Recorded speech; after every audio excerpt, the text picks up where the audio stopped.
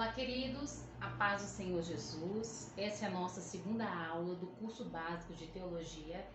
Desde já eu quero dizer que você é muito bem-vindo. Estamos juntos aprendendo a palavra do Senhor na matéria bibliologia.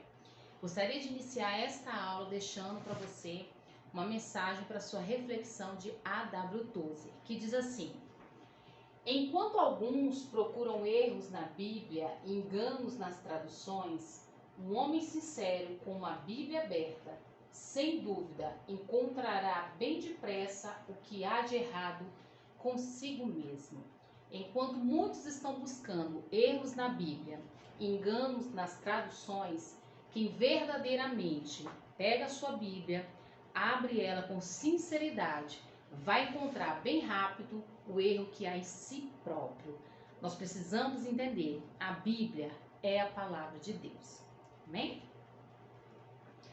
Hoje é o módulo 2. Nós vamos falar sobre o cânon bíblico. Nós falamos na aula passada sobre a estrutura da Bíblia. O vídeo está aqui nas nossas playlists. Então assiste lá. Hoje vamos falar sobre o cânon bíblico. O que é cânon? Cânon ou escrituras canônicas é a coleção completa dos livros divinamente inspirados que constituem a Bíblia.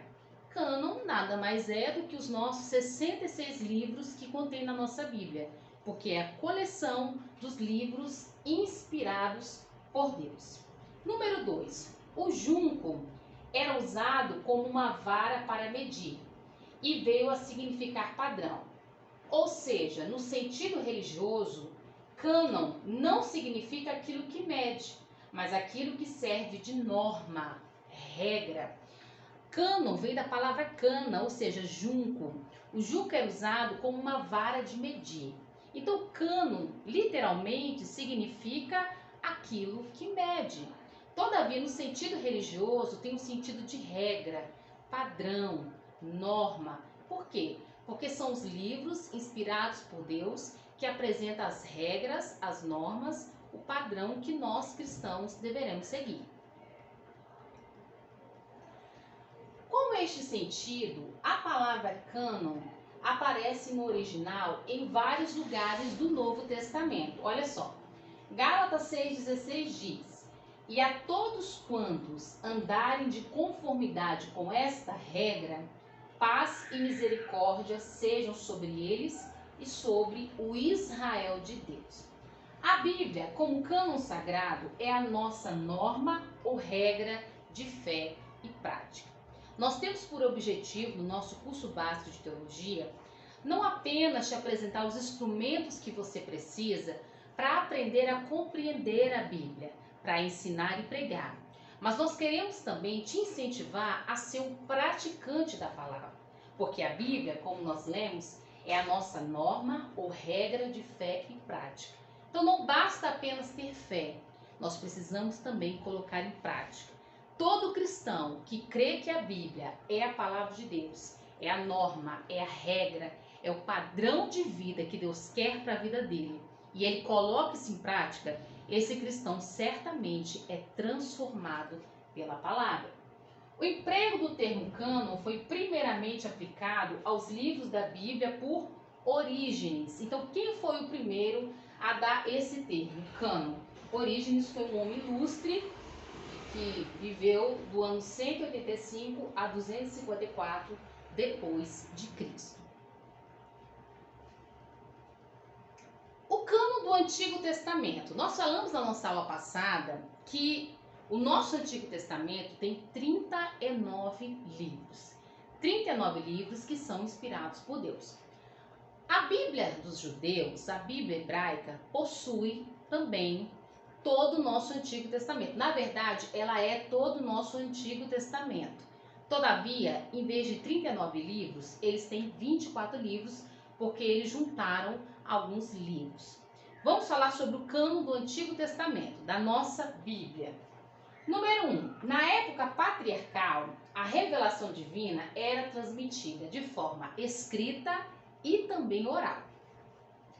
A escrita já era conhecida na Palestina séculos antes de Moisés. A arqueologia tem provado isto com inúmeras inscrições, placas, sinetes e documentos antediluviano encontrados. O cânon do Antigo Testamento, como temos atualmente, ficou completo desde o tempo de Esdras, após o ano 445 a.C. Então a arqueologia já deixa bem claro para nós, já tem como comprovar, que a escrita já existia desde antes dos tempos de Moisés. Existem documentos antediluvianos, antes do dilúvio de Noé. Portanto, havia sim já, os livros sendo escritos e objetos, que evidenciam tudo aquilo que a Bíblia já está falando no Antigo Testamento. O cânon do Antigo Testamento foi completo no tempo de Esdras, após o ano 445 a.C. Isso você precisa anotar, essa informação é extremamente importante, por isso que eu vou repetir. O cânon do Antigo Testamento, como temos atualmente, ele ficou completo, ele se fechou com esses 39 livros que temos na nossa Bíblia, desde o tempo de Esdras, após o ano 445 a.C., aproximadamente o ano 432, Não é uma data exata, tá bom? É uma data aproximada. Entre os judeus, tem ele 3 divisões, as quais Jesus citou em Lucas 24:44. Lei, profetas, escritos, que salmos, Que Jesus fala salmos, mas são os escritos. A divisão dos livros no cânon hebraico é diferente da nossa, eu mencionei alguns minutos atrás, Eles possuem 24 livros em vez dos nossos 39. Isto porque são considerados um só livro cada grupo dos seguintes. Por exemplo, olha o que eles fizeram, os judeus. Os 2 livros de Samuel, nós temos na nossa Bíblia o primeiro e o segundo livro de Samuel. Eles juntaram, então se tornou um livro só, tá aqui, ó, Os 2 livros de Reis, eles juntaram, também virou um. Os 2 de Crônicas, Os 2 de Esdras e Neemias, na Bíblia dos judeus, é um livro só.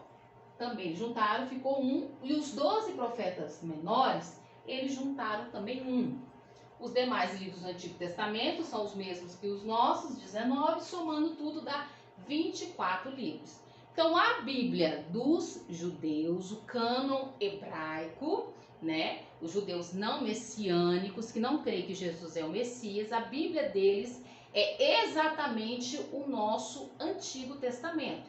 Todavia, está dividido em 3 divisões, lei, profetas e escritos. O próprio Cristo citou, e isso evidencia que o nosso Antigo Testamento, que no caso é a Bíblia dos judeus, tem inspiração divina. O próprio Jesus falou que o que está escrito na lei, nos profetas e nos salmos, que é os escritos, a terceira divisão, na verdade está falando do próprio Cristo. Então Jesus, ele afirma essa inspiração divina do nosso Antigo Testamento.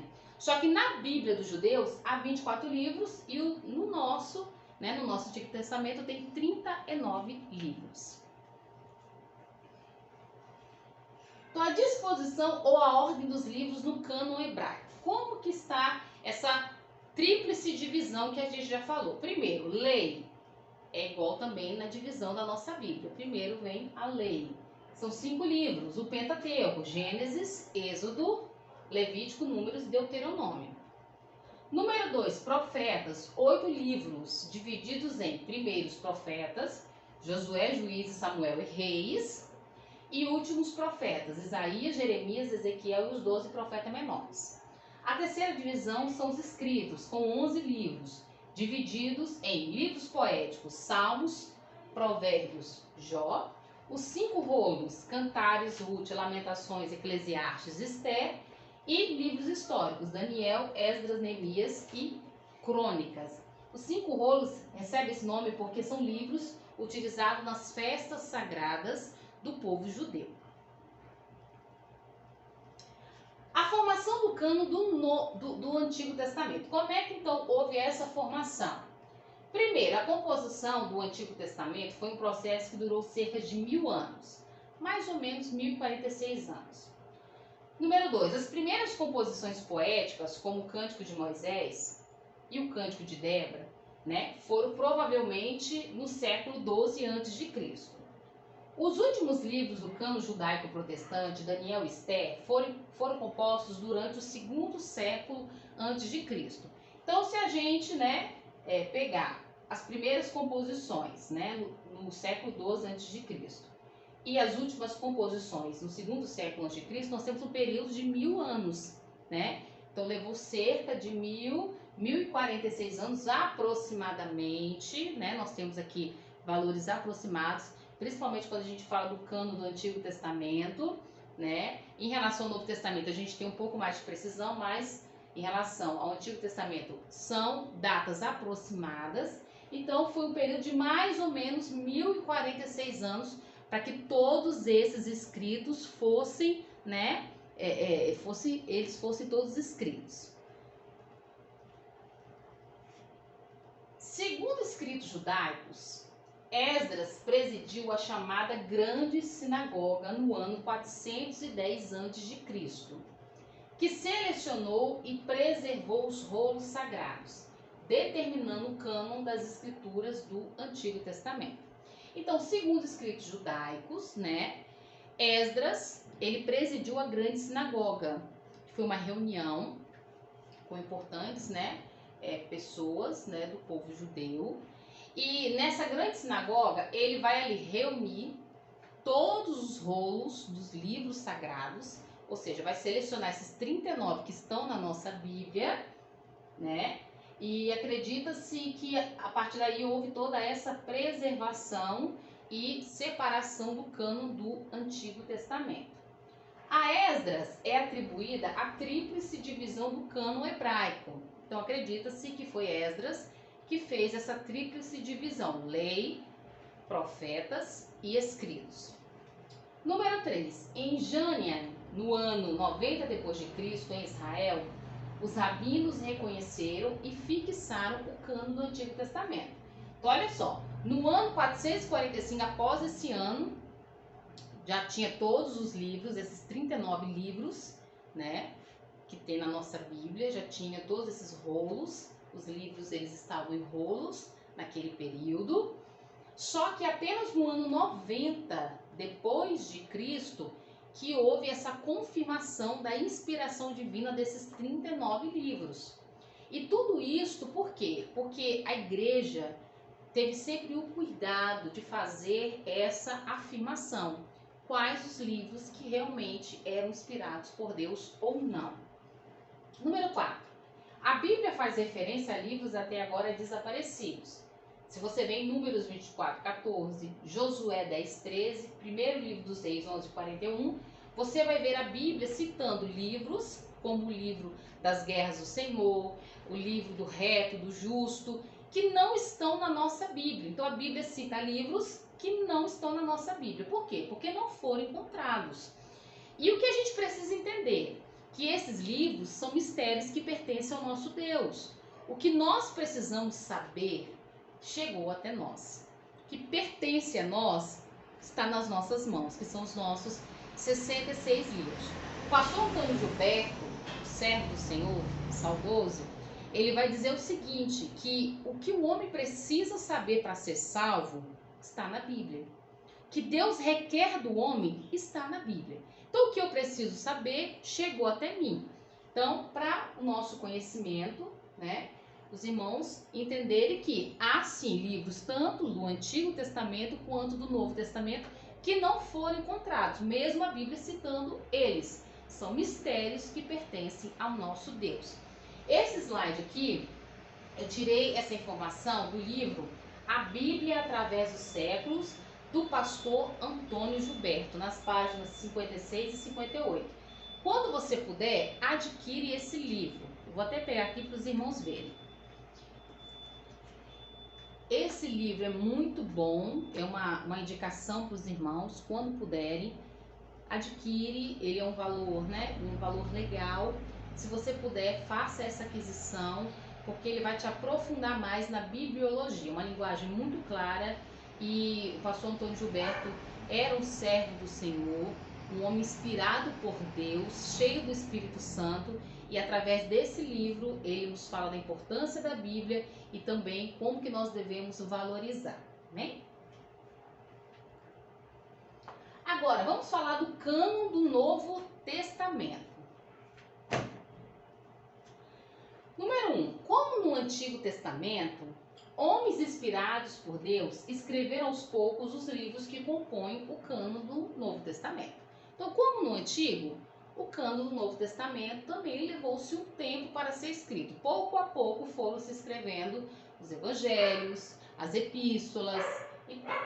Número 2.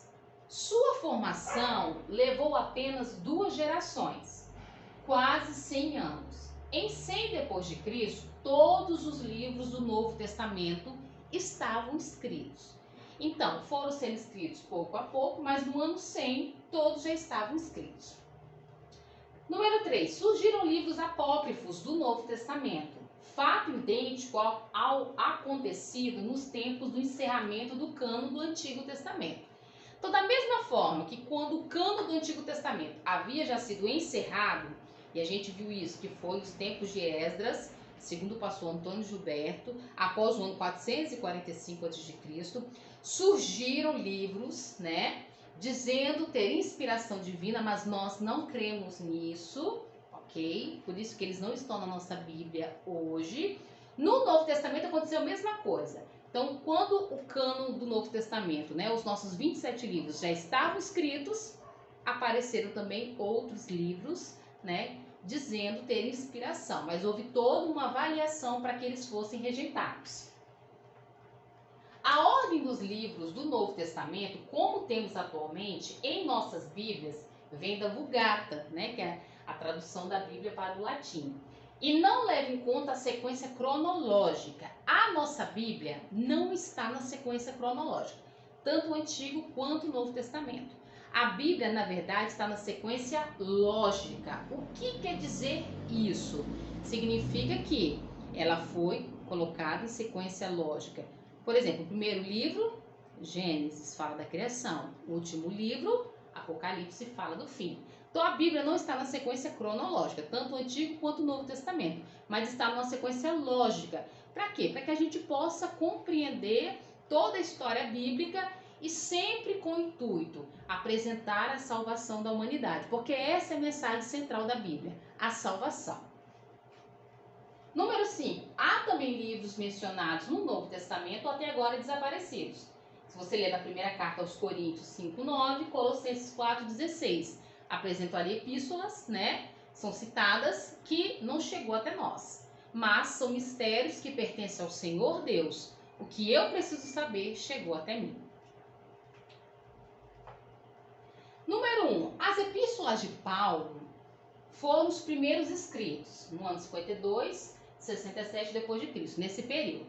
O primeiro livro do Novo Testamento é 1 Tessalonicenses, escrito em 52 depois de Cristo. Número 2. Esses livros foram também os primeiros aceitos como canônicos. Então, olha que interessante. As epístolas de Paulo foram os primeiros livros do Novo Testamento que foram aceitos como canônicos, que significa que tem inspiração divina. Pedro, o apóstolo Pedro, chama os escritos de Paulo de escrituras. Esse título é aplicado somente à palavra inspirada de Deus. Se você abrir na segunda carta de Pedro, capítulo 3, versículo 15 e 16, você vai ver Pedro dizendo que as epístolas de Paulo são escrituras, ou seja, tem inspiração divina. Número 3. Os Atos dos Apóstolos foi escrito em 66 depois de Cristo. Número 4. Os evangelhos, a princípio, foram propagados oralmente. Aí alguns querem fazer críticas aos evangelhos, dizendo: quem garante que não tem um erro, que esqueceu-se alguma coisa, que houve uma omissão? O que nós precisamos entender é que Deus, na sua onisciência e na sua onipotência, sabendo de tudo isso, né? Porque o autor da Bíblia é Deus, mas os escritores são seres humanos que são falhos. Deus permitiu que chegasse até nós tudo aquilo que a gente precisava saber. Então nós precisamos crer que toda a Bíblia, na sua totalidade, é inspirada por Deus. Porque nós, seres humanos, não temos a condição de dizer qual parte que é inspirada e qual parte que não é inspirada. Nós não podemos fazer isso, nós não temos esse poder.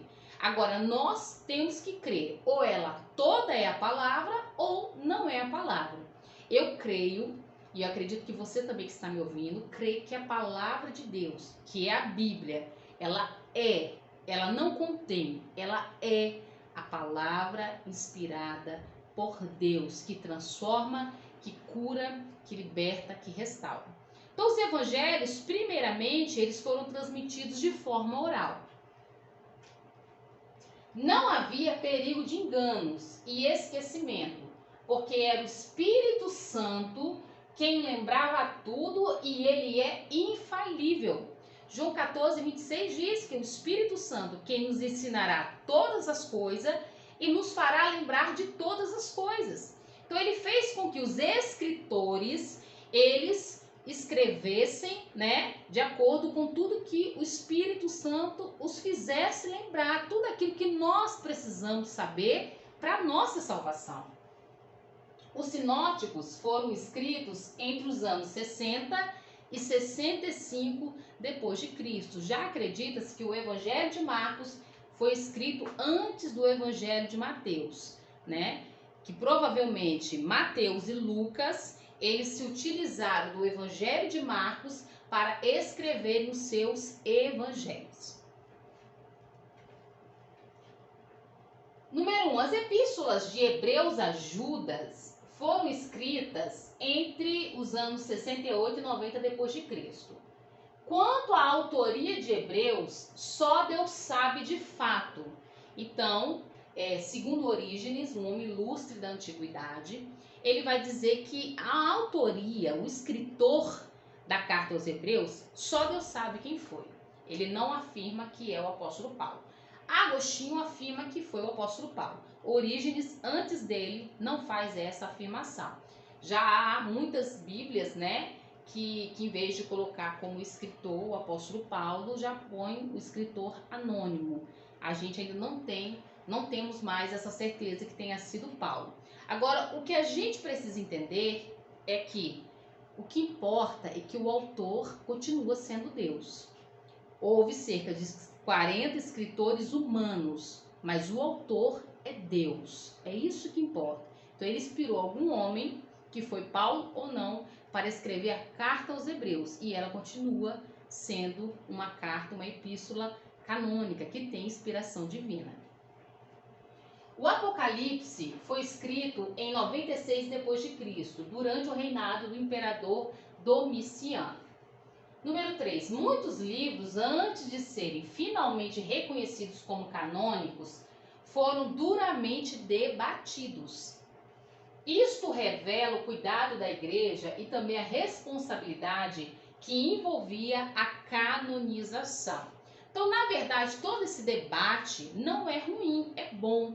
Por quê? Porque os homens santos do passado, homens eruditos, estudados, né, homens que acreditavam em Deus, eles tiveram todo o cuidado para selecionar os livros que eram inspirados ou não. Então, houve toda uma investigação, houve toda uma pesquisa, né, houve todo um debate. Para quê? Para que chegasse até nós, na nossa Bíblia, né, essa coleção de 66 livros, exatamente aqueles que têm inspiração divina. Número 4. Antes do ano 400 depois de Cristo, todos os livros estavam aceitos. Então a gente viu que no ano 100, os 27 livros já estavam escritos, mas apenas pouco antes do ano 400 depois de Cristo que todos foram aceitos. Ou seja, levou quase 3 séculos para que aceitasse esses 27 livros. Então houve muito debate, muita pesquisa, muita investigação. Para quê? Para que houvesse essa afirmação. Jesus é o tema central da Bíblia. Jesus é o tema central da Bíblia. Você precisa entender que Jesus, ele é o tema central. Você precisa ler a Bíblia e ver Jesus em toda a Bíblia, de Gênesis a Apocalipse. A Bíblia é única, é um livro diferente de todos os demais e única em sua coerência. Não existe livro hoje, né, na história da humanidade, mais publicado do que a Bíblia. Não existe livro na história de toda a humanidade que foi mais traduzido para outras línguas do que a Bíblia. A Bíblia é o livro mais publicado, mais vendido e mais traduzido em toda a história da humanidade. Então isso não é por acaso, é porque a Bíblia é a palavra de Deus. O criador da Bíblia é o próprio Deus. Se a Bíblia fosse uma criação humana, se a Bíblia fosse um trabalho humano, a Bíblia já teria sido destruída. Ela não estaria mais no nosso meio. Mas, todavia, por ser obra de Deus, porque é um livro humano, divino humano, a Bíblia, ela prevalece de gerações a gerações. Foi escrito o livro, a Bíblia, durante um período de mais de 1.500 anos, cerca de 16 séculos, durante mais de 40 gerações, por mais de 40 escritores, em 3 continentes diferentes, África, Ásia e Europa, em 3 idiomas, hebraico e aramaico, no Antigo Testamento. Então, o Antigo Testamento, boa parte dele foi escrito na letra no hebraico, uma porção, no aramaico, e o grego, na sua totalidade, foi escrito no Novo Testamento, foi escrito no grego, e o grego koiné, que é o grego comum da época. Há algumas palavrinhas, em aramaico no Novo Testamento, mas a grande totalidade do Novo Testamento foi escrito no grego koiné. Então a Bíblia, ela é única.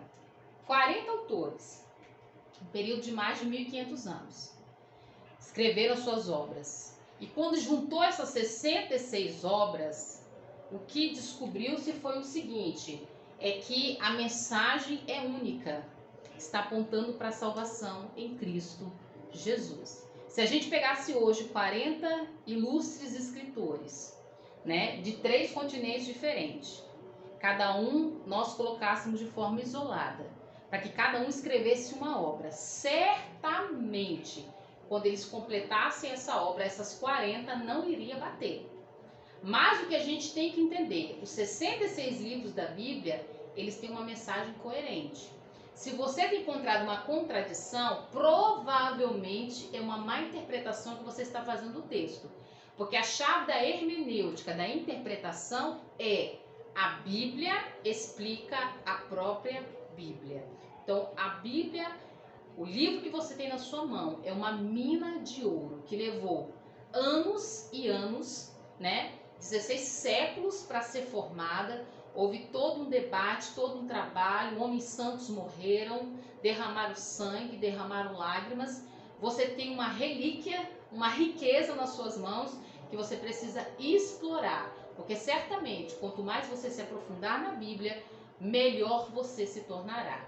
Eu não conheço ninguém que se aprofundou na Bíblia que se tornou uma pessoa pior. Pelo contrário, a pessoa que se aprofundou na Bíblia como palavra de Deus, entenda isso, essa pessoa se tornou um ser humano melhor em todas as áreas da sua vida. Como pai, como mãe, como filho, como cidadão, como esposa, como marido. Existem muitas mentiras que são faladas em relação à Bíblia,